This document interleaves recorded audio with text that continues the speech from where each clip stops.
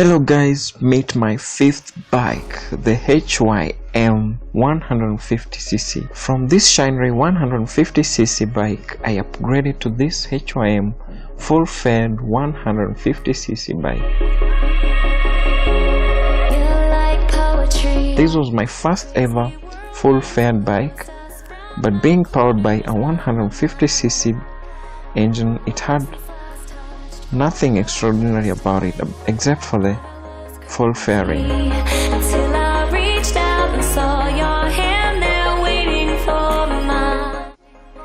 It also had a double exhaust, double front disc.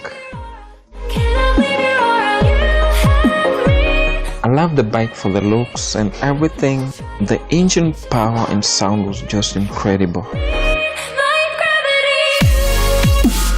With time, I felt like I needed something more powerful and with more speed, so I had to sell this bike again for about $700.